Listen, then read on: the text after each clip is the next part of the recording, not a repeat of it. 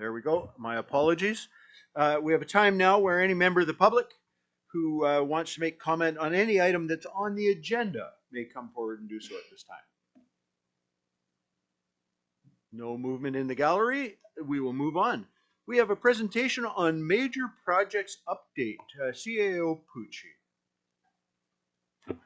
Thank you, Mr. Mayor. Our Director of Operations has just stepped out of the room. All right. I can move on to the consent agenda. Let's move on to the consent agenda. Yes, thank you All very right. much. Consent agenda. There are a number of items there that some of which I think would be of interest to the public, and some of which are just fairly routine. Minutes of the regular meeting of July the 21st, minutes of the Committee of the Whole of July 21st, minutes of the special meeting to close on July the 21st. There are reports, report from the fire chief with regards to monthly fire rescue report. There's the chief financial officer's financial variance report, the Director of Operations major project update, the report from the Manager of Communications, Engagement, Social Development, application to NDIT Community Places Fund for Mariners Park, a report from the Manager of Communications, Engagement, Social Development with regards to an application to NDIT Marketing Initiatives Grant, and a report from the Director of Operations Strategic Priorities Fund Waste Treatment Grant application. And finally, a correspondence for receipt letter from the Village of Lions Bay to UBCM member municipalities with regards to support and endorsement for UBCM resolution on emergency water treatment plants. Can I have a motion, please, to accept the consent agenda, Councillors Adey and Randhawa?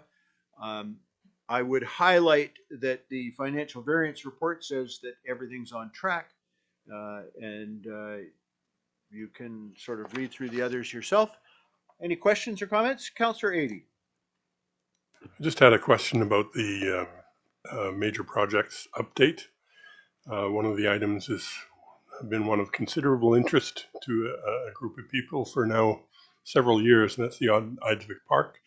I actually fielded an email, a message exchange asking about that, and was able to give, because this information is public, I was able to give some very up-to-date information back.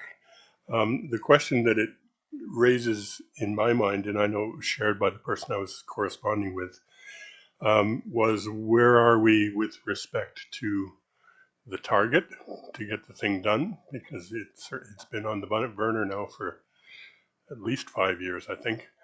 And if that distance is still considerable, which I think in fact it probably is, has there been some thought put into whether either the project itself is scalable to meet the funds that have been, to make it a little more reachable, or alternatively, whether there's been a thought put into whether you could phase it in order to get something done fairly early? So do you want to handle those now, or do you want to do it in the presentation, the update? Thank you, Mr. Mayor. I mean, I can take that question now. I do know Sure. about the park. Okay. Mr. Mayor, the park is approximately between $450,000 and $500,000 to complete because of the earthworks that's required. I believe we have approximately $200,000 to $250,000 of that, so we're about halfway there. So looking at scalability is something that we do want to look at.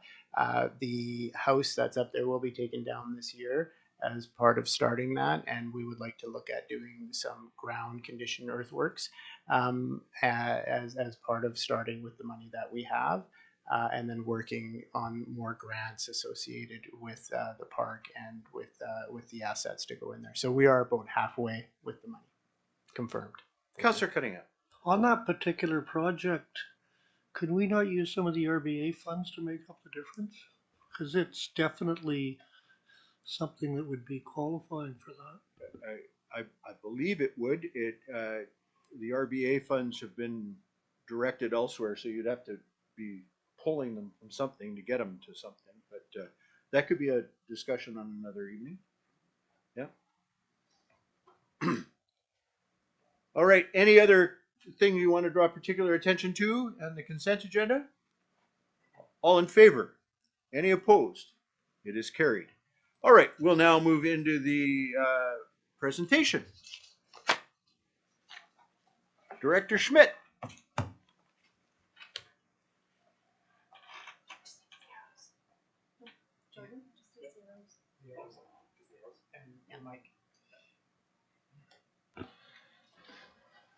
Thank you, Mr. Mayor.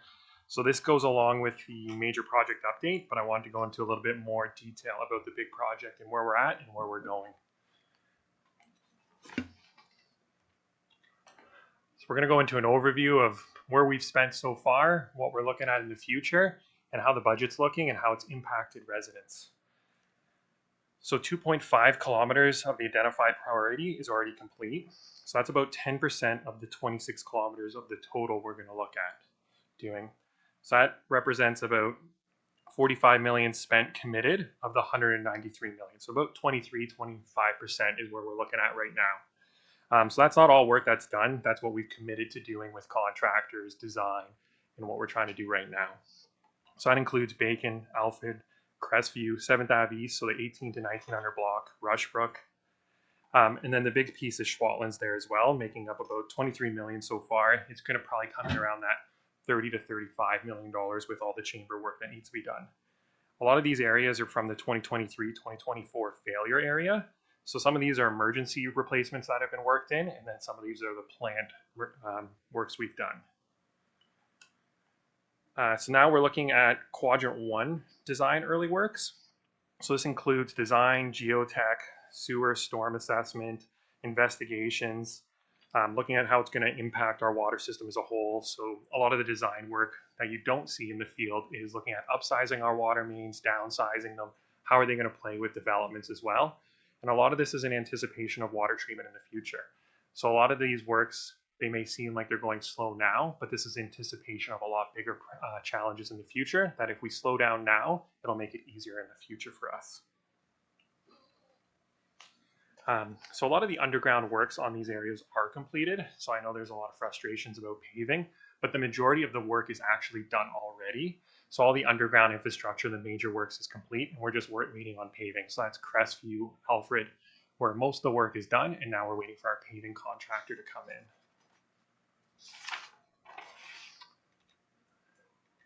in. So to give it perspective, this is 3 times what was replaced in 2023 and almost 8 times what was replaced in 2022. And next year, we're forecast to do about 20 times what we did in 2022. So this is a significant undertaking, and that's why you see so many roads ripped up. Well, we're doing a lot more work than we ever have. So this is a brief overview of the work we've done so far. So as we discussed there, 10% of the network is complete. So this is a major milestone. If you actually look at the map of how much we've done, you can see kind of coming in the lower right-hand corner there from the reservoir, the submarine line, is the major infrastructure going up to where our reservoirs are complete. So that's a critical path item. So that's why we wanted to get that out there first. So if that part fails, we actually lose water to the community. So that's why we're looking at that right now. That is the backbone of our system. It's one of the largest infrastructure projects in the city's history, and we're delivering with a small dedicated team.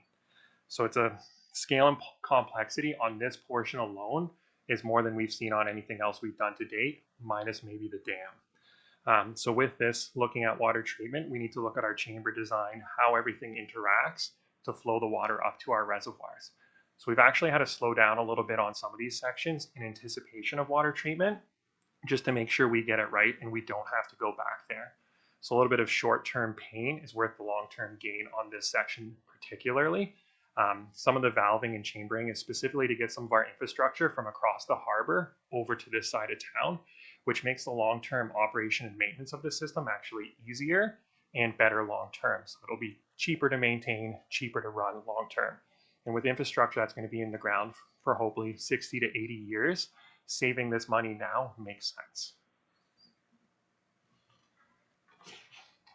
With this section particularly, there's actually been numerous breaks while we're working. So we experienced a rather large failure last year that set the project back slightly because you have to do the repair and keep everything live as we're putting in the new system. We can't just take a section of pipe out that feeds the whole community while doing construction. So particularly in this section, we're working along high pressure gas mains, creek culverts that have fish habitat in sensitive environments as well.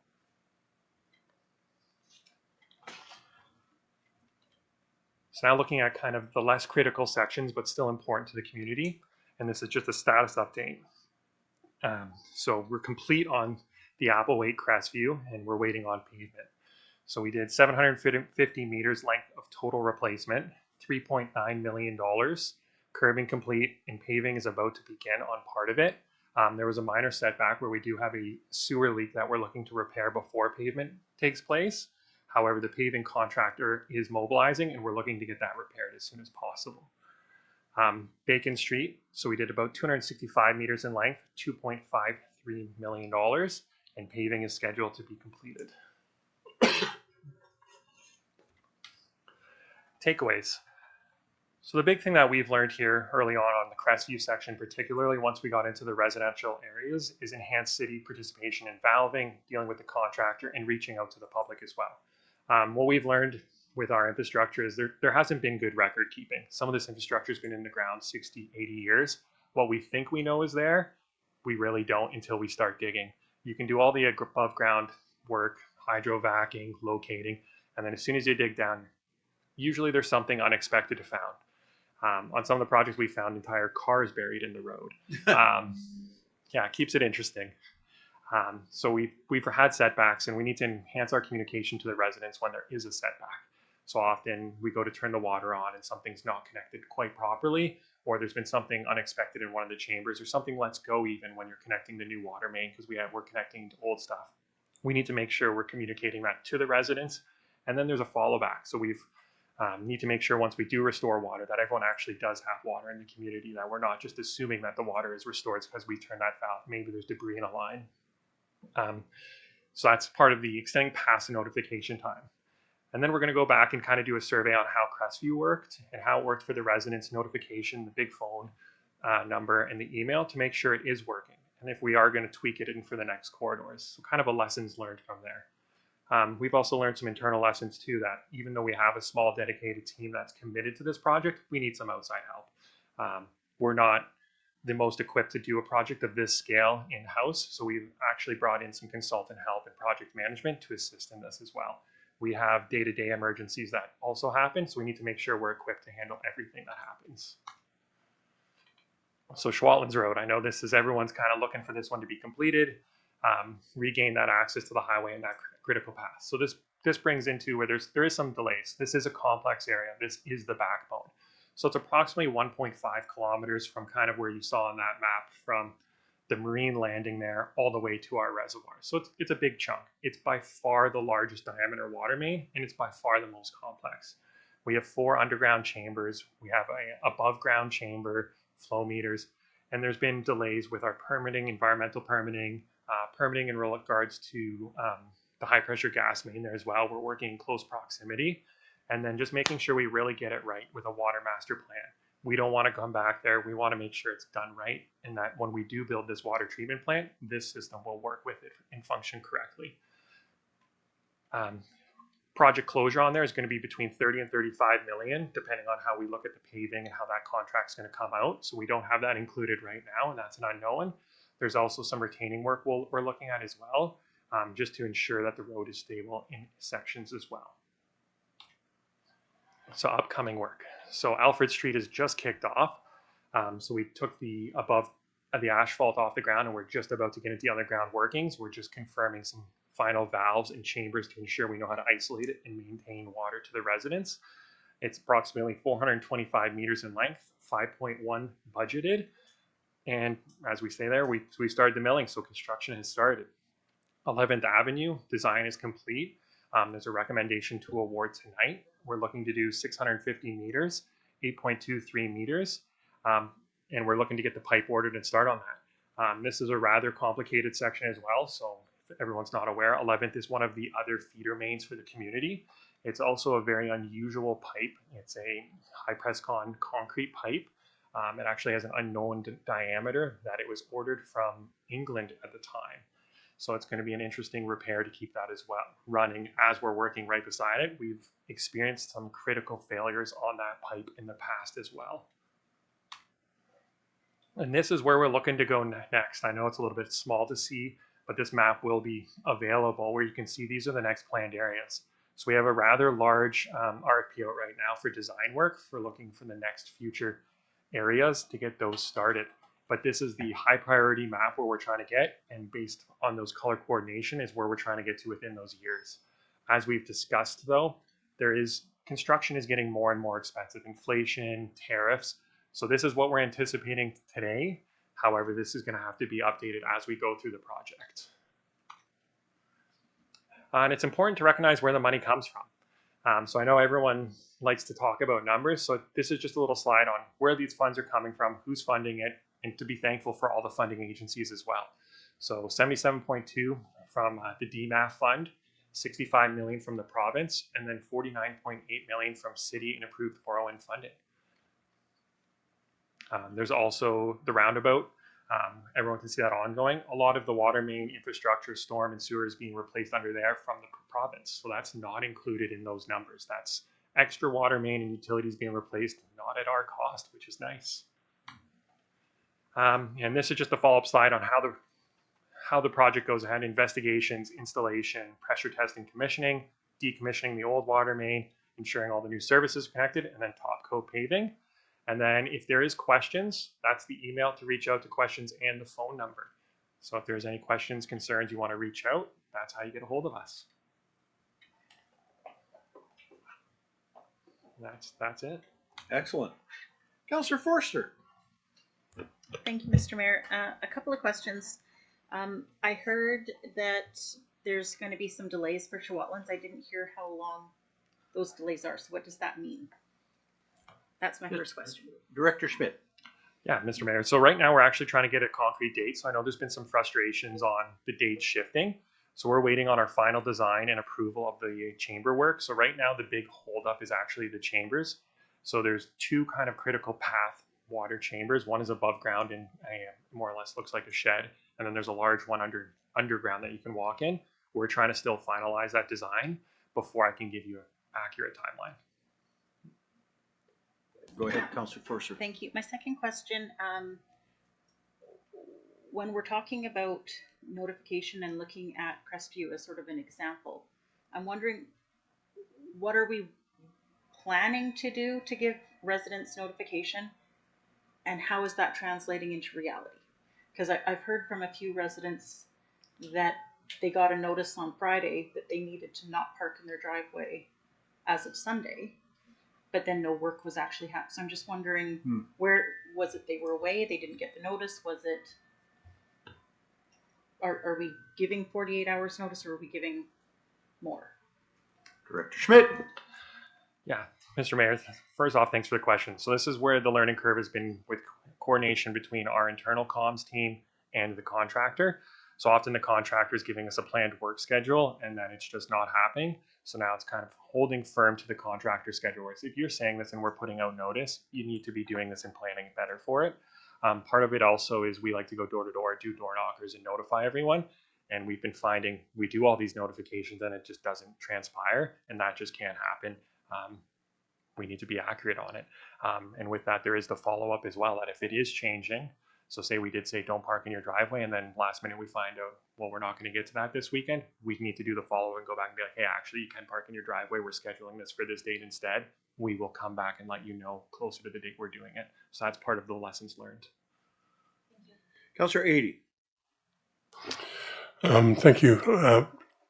I think it was a couple of months back we had a conversation about this kind of a report. So I just want to say first off that I appreciate the report. I appreciate the elements that have been put into it.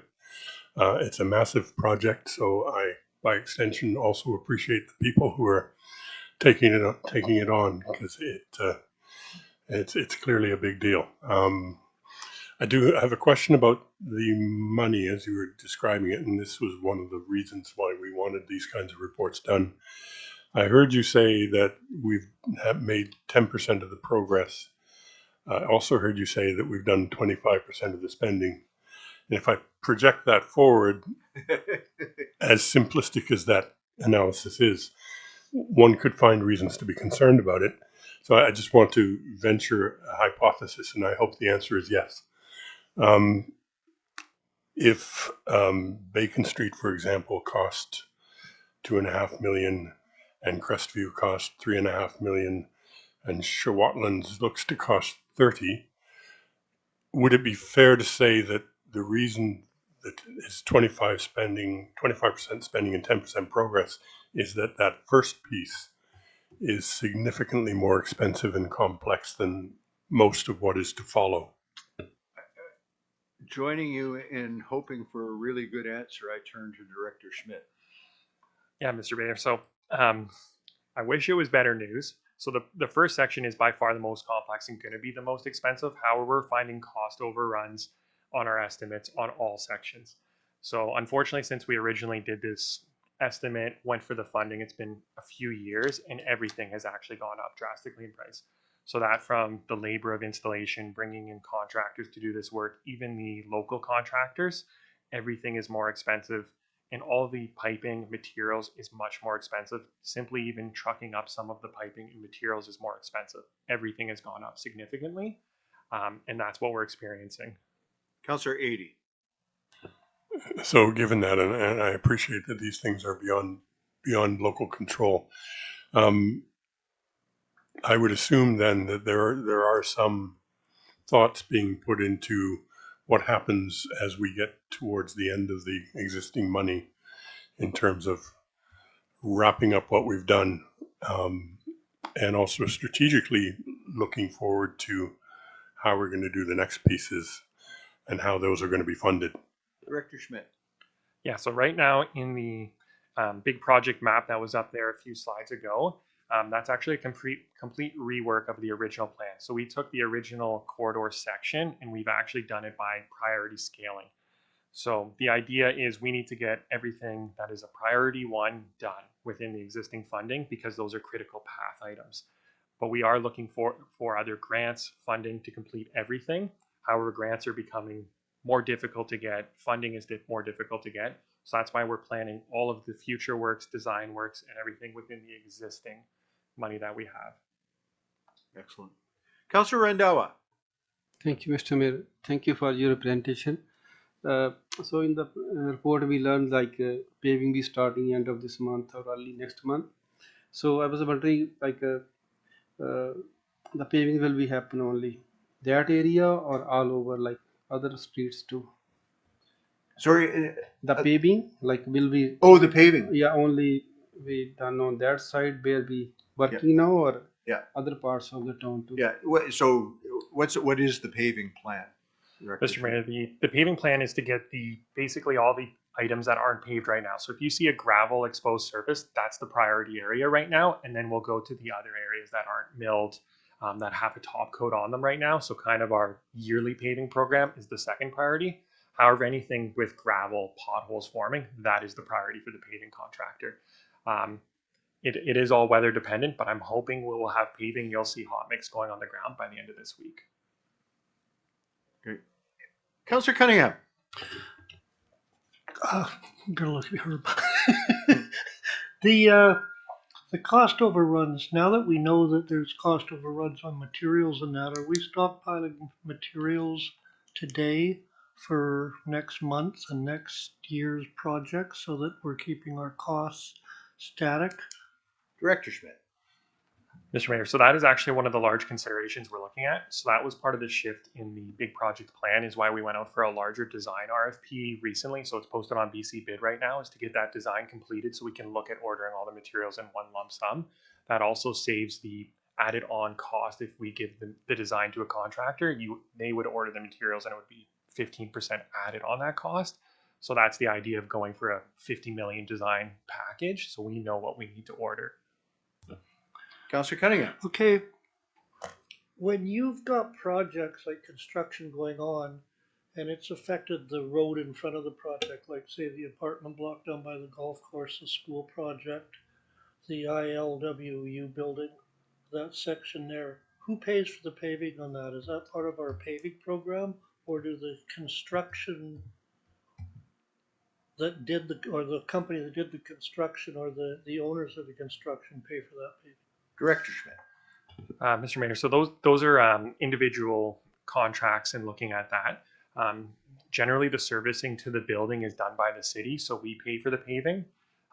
However, if it's a development-based they've used our road for construction or damaged it, it would be borne by the developer. Any other questions? Great presentation. Thank you very much. Thank you. All right. We move on to reports. Item number 7A is a report from the Director of Operations with regards to 9th Avenue West water main replacement. Recommendation is that council award RFQ 250020 for 9th Avenue West water main to Broad Water Industries. Can I have a motion to that effect? Councillors Cunningham and Nish, any discussion? All in favor? Any opposed? It is carried. I just wanted to have a quick look there. Okay. Item number B is report from the Director of Operations, RFQ 25014, 11th Avenue East water main replacement. The council award RFQ 2514 for the 11th Avenue East water main replacement to Progressive Ventures. Can I have a motion to that effect? Councillors Cunningham and 80. Any discussion? Councillor Nish. On this one, obviously, it's not recommended to go with the lowest bidder on this one, and I see you've stated why. You feel Progressive Ventures is the preferred contractor for multiple reasons. I just would like to know if there's a particular reason why the lowest bid didn't meet that criteria. Maybe just so we, because it is a little bit of a difference in price, so it would be nice to have that information. Director Schmidt. Mr. Mayor, so part of the other information not listed in here is we did extensive reference checks and looking into previous projects. Progressive Ventures was the lowest bid that had experience in similar type water mains and of that diameter. And we're looking for a contractor with that experience on such a critical piece of our system. Councillor Cunningham. With that explanation, it's still $1.1 million difference. And does that explanation justify that type of difference? CEO Pucci, do you want to speak to it? Director Schmidt, what would you like me to do? I can take it, Mr. Mayor. So this is a very important main in our community. We did extensive background check. The outfit that is there, we felt didn't have the wherewithal to be able to complete the project that we wanted. We need to make sure that they have a really good handle on that type of main and that size of main. So that's why, as a group, the department decided to go with that company. $1.1 million is a lot of money. It is. But we can see escalations in costs because of poor workmanship. And so we want to make sure that we have the best people on the job. Any other questions? All in favor? Any opposed? It's carried. All right, we move on then to report from Planning Development Variance Permit Westview Elementary School, DVP 25, which is Westview, DVP 2503, which is Conrad Elementary, and DVP 2504, which is Pine Ridge Elementary. Recommendation is that council proceeds with approval of the following development variance permits: 2502, 2503, and 2504. Can I have a motion, please, to that effect? Councilors Forrester and Randawa. Councilor Ady, do you want to ask your question? I'm deeply curious if there has been any public feedback on these proposals. Deputy Miller. Thank you, Mr. Mayor. We have not received any official comments on these DVPs. Thank you. Councillor Cunningham. Do we know what I see a picture of the greenhouse size. It's, I was quite surprised how big it actually is. But what's the actual covering going to be on the frame? Is it similar to down at Yago? Just poly, or what is it? Councillor Forrester, you seem eager to answer. I've been looking into these particular greenhouses for a while, so I'm not an expert, but it's a bit stronger than that. So it's a metal frame with a hardened plastic. So what this particular company, which is Canadian, prides itself on, is they could have several full-size men stand on top and bounce on the roof, and it will withstand high winds, all the different weathers. It's well constructed and built for Canada. There we go. Director Pope, did you have any further? Oh, okay. Sorry. No, I love it. Mr. Mayor, I believe Define full-size men. Picture showed pretty All right, sturdy. go ahead, Director Pope. Mr. Mayor, I believe Councillor Forster is correct in terms of the description of the material. It is supposed to be well held up to wind and rain. It will be clear in the building permit stage what specific materials it is, but it comes within a kit and package. Okay, thank you. Councillor Cunningham. My only concern is because these are going to be in places where there's not a lot of traffic and that, vandalism, knives, things like that might come into play. That's my only wondering, because it does happen around here. Thank you. Any other comments or questions? All in favor? Any opposed? It is carried. The next item up is a report from planning with regards to the temporary use permit 2501 271 Kane Road. Recommendation that council approve temporary use permit T 2501. Can I have a motion to that effect? Councillor Randhawa, Councillor Adey. Any discussion? Comments or questions? All in, Councillor Randhawa. So like for hydrogen refueling, right? So we expecting some vehicles that way, like for the hydrogen refueling, like where they going to service, like they expecting some more vehicle like that? Right, right. CEO Pucci. Thank you, Mr. Mayor. So they are piloting vehicles right now. Gatleadam is piloting vehicles, and we are having looking at vehicles ourselves, and there are some in the area. Yes. Yeah. I think council's well aware, but this is part of a much larger project, which is this Prince George to Prince Rupert hydrogen hub, where with help from the province, there is trials going on to see how hydrogen might work in various industries across the corridor. Yeah. Any other questions or comments? All in favor? Any opposed? It is carried. Council roundtable, your time. Councillor Adey.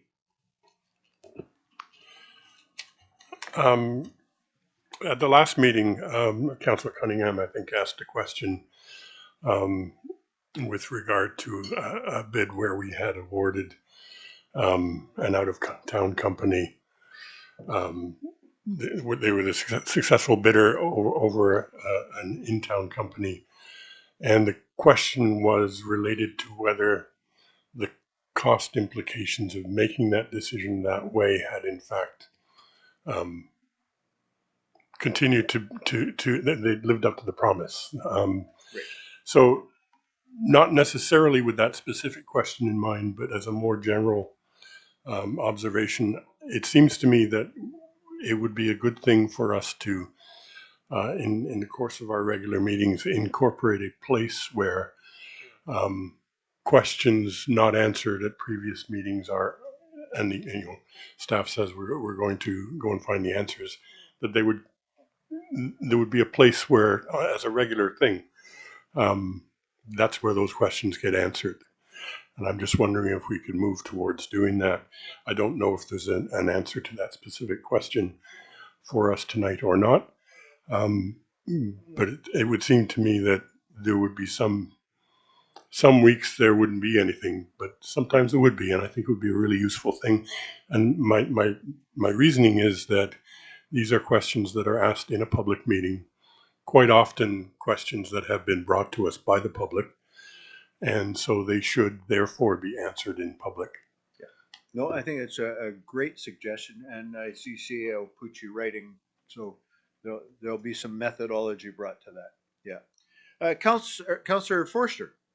Thank you, Mr. Mayor. I did want to flag and highlight that the art installation that was donated to us by the city or the district of Chetwynd has been replaced, and thank staff Yes. for working. My recollection is that they worked with the district of Chetwynd or the city of Chetwynd, as well as the person that carved it, to make sure that we did this That's my understanding. well. And I just wanted to say thank you. Excellent. Yeah. Councillor Cunningham. I echo Councillor 80's comments, because I've had two people text me about whether questions asked in council can be answered in council. So I think in most cases it's pretty easy to do. But the other thing is that I just want to point out that a longtime resident of Prince Rupert, Marion Weir, is leaving the community at the end of the month, moving to Kamloops. She's been volunteer extraordinary at the senior center and a lot of other issues and that. And the reason I talked to her today, the reason she's leaving is there's no senior housing for her. You know, what we were talking about earlier today. Right. You know, it's become problematic because whenever seniors leave, a lot of money leave with them. Right. You know, their grandchildren and great-grandchildren's gifts aren't being bought here, and, you know, a lot of other stuff. And so I really think we've got to look at senior housing in many different ways. Yeah, no, it's a fair point, and it's been a subject of lots of conversation at this council table, but also just in the community broadly.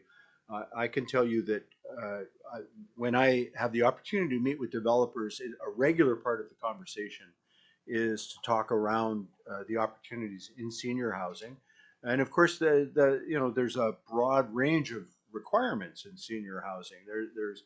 There's people who require affordable income assistance of some sort, and there are people who are looking for good market housing, who have the resources to pay for it. They have equity in a home, and they'd love to get into something that works for them but has no stairs or less maintenance or whatever. And so there is no question it's a gap that exists.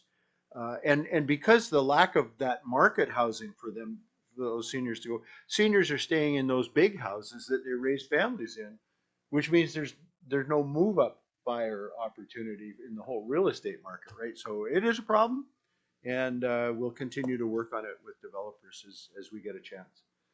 Appreciate you raising it. Anything else? If there's nothing else, I'd entertain a motion to adjourn. Councillor Cunningham, Councillor Niche, all in favor? Any opposed? Carried.